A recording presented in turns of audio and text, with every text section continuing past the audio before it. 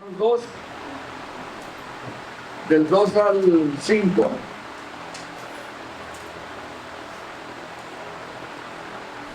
En el nombre del Padre, del Hijo y del Espíritu Santo dice: mas sabemos que el juicio de Dios contra los que practican tales cosas es según verdad. Y piensas esto: oh hombre, tú que juzgas a los que tal hacen y haces lo mismo, que tú escaparás del juicio de Dios, o menosprecias las riquezas de su benignidad, paciencia y longanimidad, ignorando que su benignidad te guía al arrepentimiento. Pero por tu dureza y por tu corazón no arrepentido, atesoras para ti mismo ira para el día de la ira y de la revelación del justo juicio de Dios. Toma tus lugares, hermano.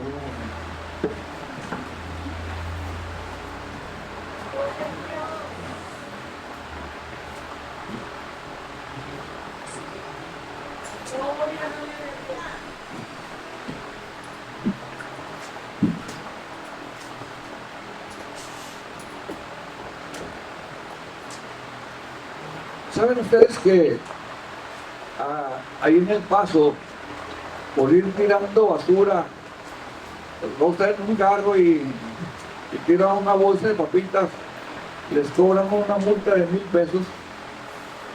¿No sabían nada?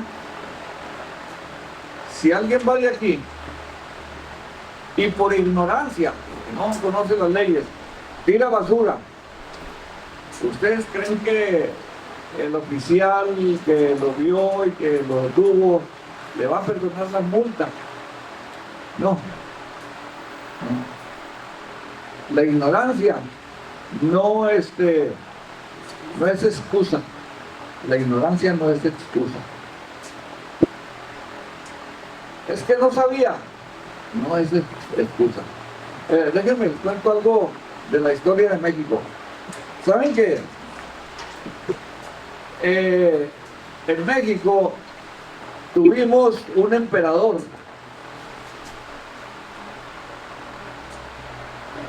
¿Quién sabía de Maximiliano de Habsburgo?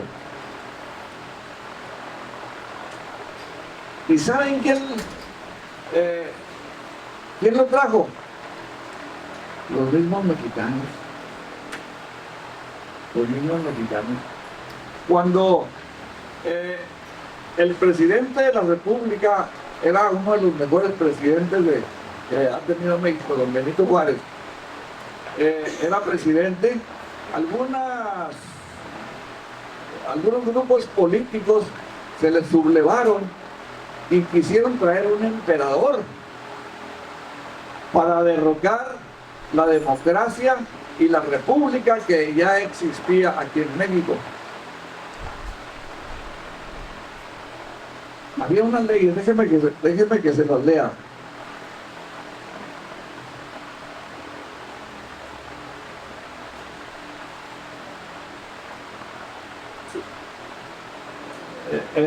Uno de los artículos de esta ley dice: la invasión armada hecha al territorio de la República por extranjeros y por mexicanos, o por los primeros solamente, sin que haya precedido declaración de guerra por parte de la potencia a que pertenecen.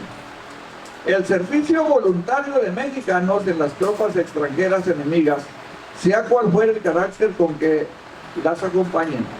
Y número 3, la invitación hecha por los mexicanos o por extranjeros residentes en la República a los súbditos de otras potencias para invadir el territorio nacional o cambiar la forma de gobierno que se ha dado la República, cualquiera que sea el pretexto que tomen.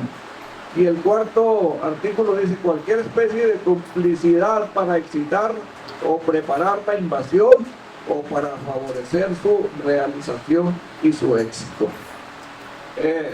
Créanme que estas leyes las desconocía por completo Maximiliano de Habsburgo.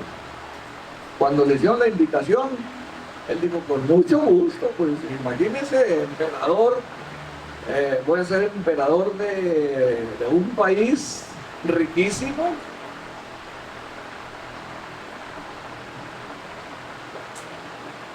Él desconocía estas leyes. Y cuando fue derrotado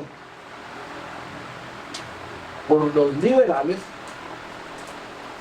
cuando fue derrotado en Querétaro, lo hicieron prisionero a él y a los mexicanos que lo apoyaron, a los mexicanos que lo invitaron a venir a tomar posesión como emperador de México. Los atraparon y los enjuiciaron. Siendo un extranjero, hubo muchos que pidieron clemencia, que pidieron que se les perdonara la vida a él y a los mexicanos que conspiraron contra México. Hubo personas famosas en su tiempo, como el escritor Víctor Hugo, el de Los Miserables, que escribió la novela Los Miserables, que pidió clemencia, que pidió que se le perdonase, con unas palabras muy bonitas. Hubo una princesa que pidió por su esposo. Hubo esposas de los mexicanos que conspiraron para esta invasión. Imagínense, una de las princesas hincadas ante el presidente don Benito Juárez, diciéndole que le perdonara la vida a su esposo.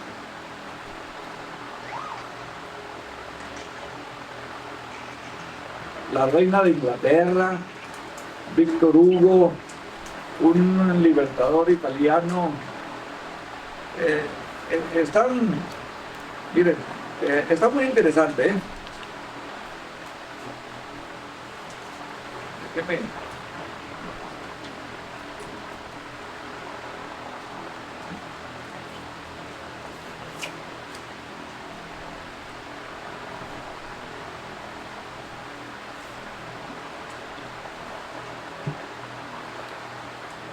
Víctor Hugo le escribió a Benito Juárez el 20 de junio de 1867. La carta decía así, acerca de la defensa que hizo el gobierno de Benito Juárez en contra de la invasión. Dice: usted hizo tal cosa, Juárez, y es grande. Lo que le queda por hacer es más grande aún. Escuche, ciudadano presidente de la República Mexicana, acaba usted de vencer a las monarquías con la democracia. Usted les mostró el poder de la democracia. Muéstreles ahora su belleza. Después del rayo, muestre la aurora. Al cesarismo que masacra, muéstreles la república que deja vivir. A las monarquías que usurpan y exterminan, muéstreles el pueblo que reina y se modera. A los bárbaros, muéstreles la civilización. A los déspotas, muéstreles los principios. Hermosas palabras. Víctor Hugo pidió el indulto, que sea piadoso y magnánimo. Esa será, don Benito Juárez, su segunda victoria. La primera, vencer a la usurpación, a la soberbia. La segunda, perdonar al usurpador. Será sublime.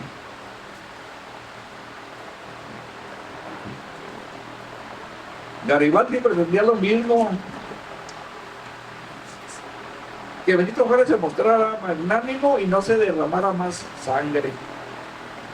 Sin embargo, don Benito Juárez les contestó a ellos lo mismo que a la princesa. Digo, la ayudó a levantarse. Levántese. Dice, pero le voy a decir una cosa. Ni todas las reinas y reyes del mundo que vengan a pedirme esto me podrán convencer de mis principios, porque primero está la ley. Primero está la ley. Y está escrito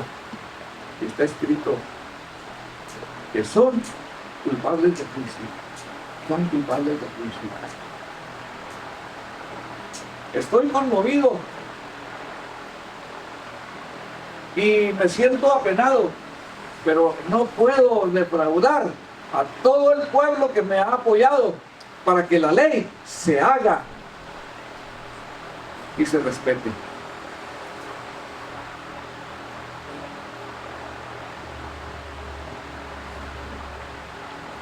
Algunas sectas dicen que Dios no es tan cruel para que condene a la humanidad al infierno. Hay sectas, hay varias. Podemos mencionar a los testigos de Jehová, podemos mencionar a los mormones, podemos mencionar a ¿quién más? Hay a los adventistas. No, Dios no es cruel. Yo tengo el mismo pensamiento. Dios no es cruel. Dios es justo.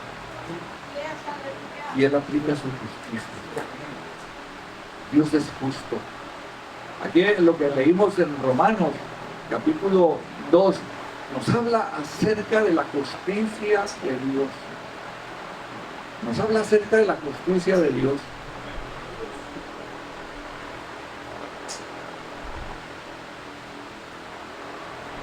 Y esta es la palabra que nos juzgará. Esta es la palabra que nos juzgará. ¿Cuántos han oído a muchos fariseos que dicen, tú te vas a ir al infierno porque estás cometiendo esto y esto y esto? Y la Biblia dice, hey, no juzguéis, porque estás juzgando lo mismo que tú haces. Estás juzgando lo mismo que tú haces.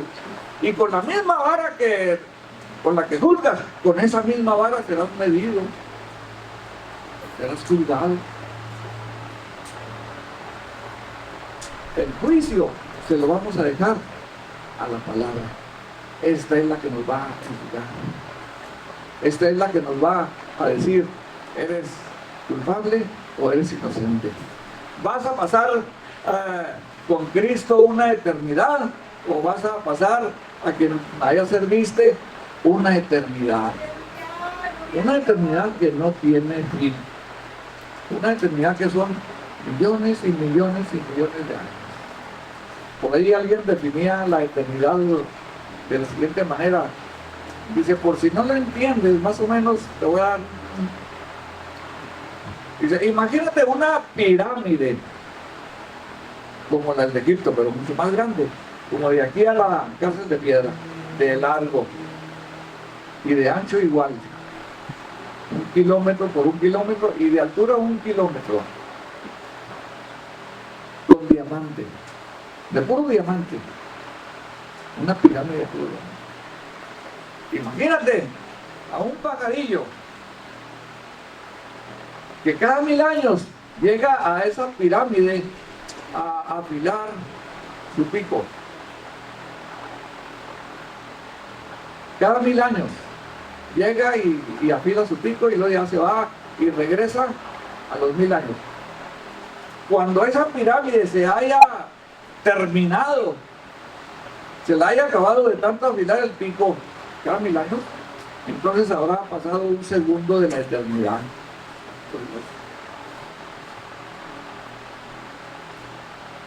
Es necesario que con toda diligencia nosotros dejemos de estar jugando a la iglesita. Es necesario que nosotros pongamos los pies sobre la tierra y veamos que todo lo que nosotros cometamos va a tener consecuencias. Muchos dicen, aceptando al Señor Jesucristo como tu Salvador, ya no pierdes la salvación. ¿Saben que eso es cierto? Es cierto eso. Pero uno la puede entregar.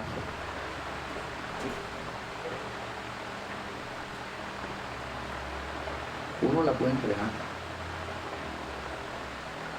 Si yo le digo a mi esposa, ten, estos $5,000, gástalos donde tú quieras. Y luego al día siguiente le digo, oye, dame los 5,000 porque los necesito. ¿Será válido eso?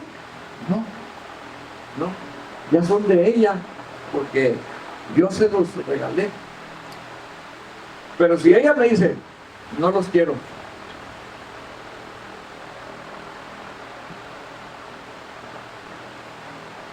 ¿los podrá ella gastar? Y yo digo, pues no los quiere. Eso pasa también. Aquellos que dicen, la salvación no se pierde. No se pierde. La salvación, Dios no se la quita. Pero alguien dice, ya no la quiero. Desecho lo que tú hiciste en la cruz del Calvario. La palabra de Dios nos va a cuidar. Los dones no se pueden quitar. Los dones, Dios nos da dones que Dios no nos puede quitar. Déjenme les cuento de un predicador evangelista que reunía a miles, hacía campañas de 5,000, 10,000 gentes en grandes ciudades.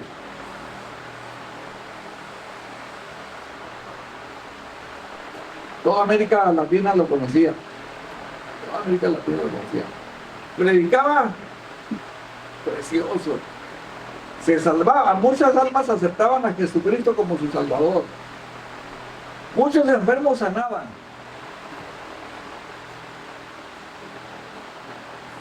Un día, la esposa que vivía ahí en Dallas, le llega una nota de pago de una recámara. Ay, la pagó su esposo con nuestras direcciones. Va a investigar, oiga, estos muebles, ya los compró esta persona, es mi esposo, pero a mí no me llegaron. No, mire, me llegaron a esta dirección. Nada más la nota se la mandamos a su domicilio. Fue a esa dirección que estaba más o menos de unos 40 kilómetros. Llega y toca y sale una prima de ella. La mujer se quedó así y la prima dijo, con que ya nos descubriste que tu esposo y yo somos amantes. El evangelista, amante de la prima de la esposa. Digo, sí, tenemos 2 años. Y me puso este departamento y me compró muebles y todo. Y luego ya, como se descubre eso, le siguió escarbando por ahí, investigando, descubrió que tenía una familia en Celaya, Guanajuato, México. Y tenía otra familia en Buenos Aires. Y usted se va a preguntar, ¿por qué? Si ya tenía 2 o 3 años con aquellas familias, ¿por qué seguía predicando tan bonito? ¿Y por qué seguía sanando a los enfermos? ¿Y por qué la gente seguía aceptando a Jesucristo como su Salvador? Los dones no los pierden.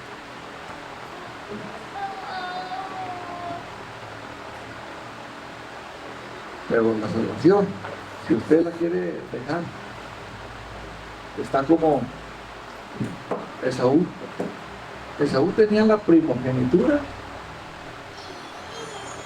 Aunque haya nacido el mismo día que su hermano Jacob, aunque su hermano Jacob lo haya agarrado de un piecito para que no saliera él primero, salió primero Esaú, y Esaú tenía la primogenitura. ¿Cómo la perdió? Por un plato de potaje. Sí, es mi primogenitura, ¿yo para qué la quiero? Me voy a morir. Perdió las bendiciones.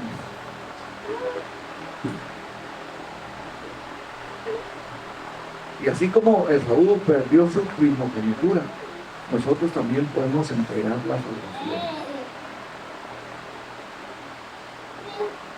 Y no va a haber excusa de que decir, Señor, es que yo creí, yo pensé, yo escuché a fulano, sultano, mangano y perengano. Sí, habrás escuchado a 1000 gentes, pero aquí está la palabra que te va a juzgar. Aquí está la palabra que te va a juzgar. Hermanos, no me hagan caso a mí. Háganle caso a la palabra de Dios. Por eso yo los insto mucho a escudriñar la palabra de Dios. Les animo a que lean. Les digo, si no están acostumbrados a leer, fíjense bien, si no están acostumbrados a leer, esto no es de un jalón. Escuchen una historia que les haya gustado, búsquenla en la Biblia y léanla hasta que la entiendan. Léanla. Y así se van a aficionar. Se les va a hacer un hábito el decir, híjole, qué bonita palabra ahí. Y yo quiero saber más. Quiero saber más.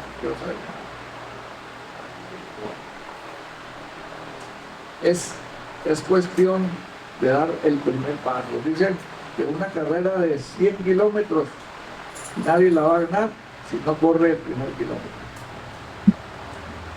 Poco a poquito.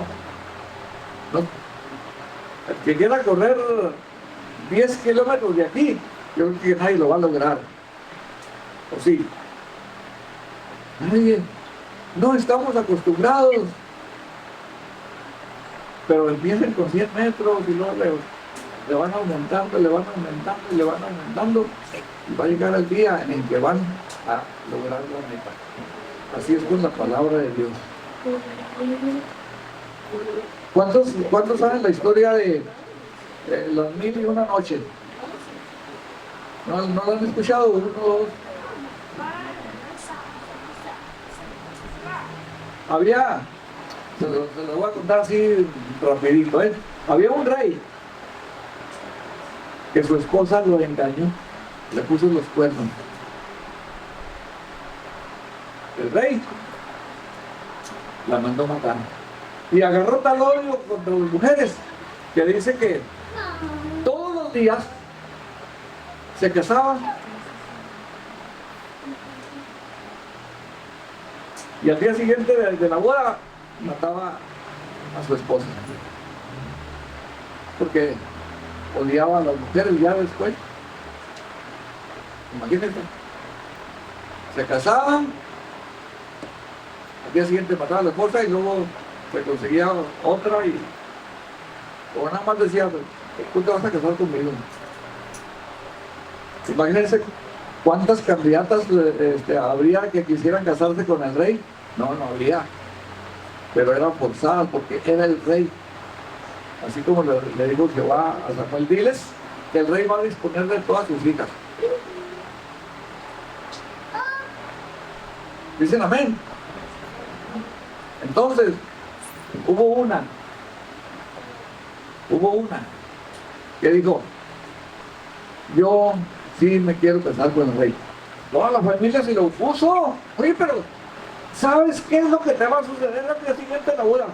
Estoy dispuesta.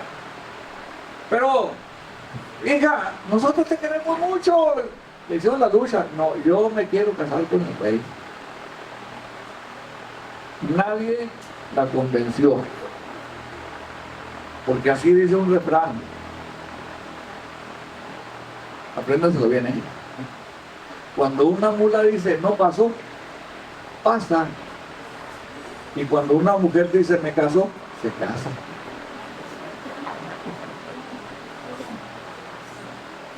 Esta mujer se encaprichó con el rey, yo me quedo, pero mira que vas a morirme. Pues se hizo la boda y muy bonita ya. Cuando llega la noche, puso de acuerdo a su hermana menor. Ve al palacio y dile al rey que te permita que yo te cuente un cuento. Ya, pues ya llega la hermana, oiga, me permite que, mire, yo estoy acostumbrada a que mi hermana me cuenta un cuento todas las noches y yo quiero que este sea el último. Oye, seguro que sí. Y ahí está el rey también escuchando el cuento. Y estuvo contando el cuento hasta las 12 de la noche y luego todavía no termina ese cuento cuando empieza otro. Dice, bueno, pero este no te lo voy a poder contar. No lo voy a poder terminar de contar, ya vete a dormir. Y el rey se quedó tan interesado que dijo, no la voy a matar hasta que termine este cuento. Y en la noche siguiente continúa, pero cuando se termina ese el segundo cuento, ya había empezado el siguiente, el tercero. Ya está el rey. No, yo quiero saber el desenlace de esto. Y así pasaron 1000 noches. Por eso así se llama. 1001 noches.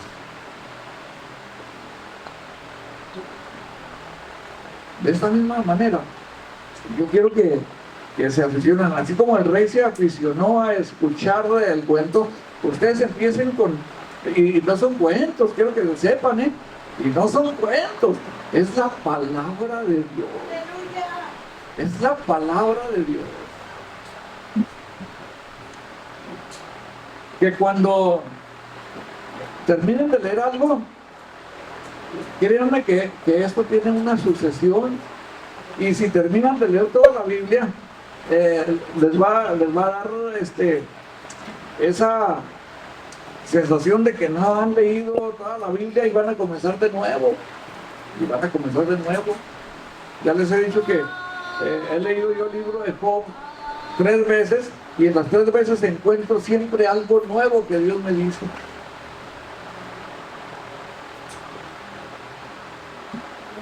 Hagan la prueba, mis hermanos. Y yo les voy a decir, con toda la autoridad que me da la palabra de Dios, vale la pena. Vale la pena. Vale la pena conocer al autor de este precioso libro que se llama Santa Biblia. ¿Ustedes quieren conocer a Dios? Aquí está todo el perfil. Aquí está cómo piensa Dios. ¿Qué es lo que piensa Dios acerca de nosotros? ¿Cómo le podemos agradar? ¿Cómo caminar con Él? Y cuando nosotros hayamos entendido la palabra, entonces va a nacer en nosotros el deseo de obedecer. Por ahí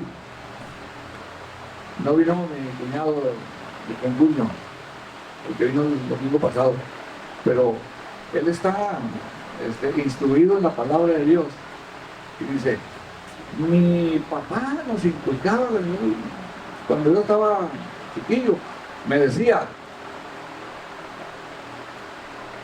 si le dices una mala palabra a tus compañeros, se la estás diciendo a Dios.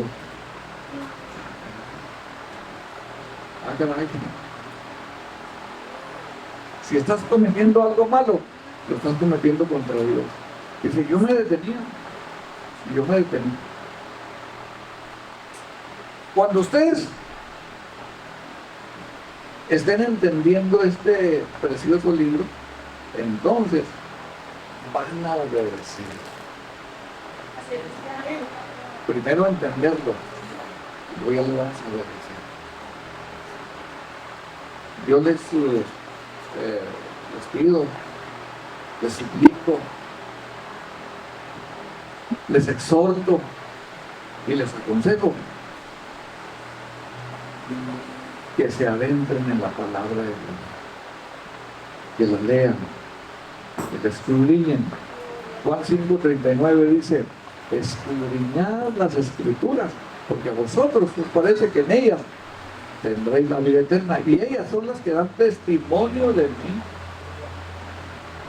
Ellas son las que dan testimonio de mí. No echemos en saco roto la palabra de Dios. Yo les decía a los viejitos de la escuela dominical, si ustedes creen que yo no les estoy diciendo la verdad, búsquenla, aquí está. A mí no me crean. Y yo les digo a ustedes, a mí no me crean, créanle a la palabra de Dios. No hay una autoridad máxima que la palabra de Dios. Pónganse en sus pies.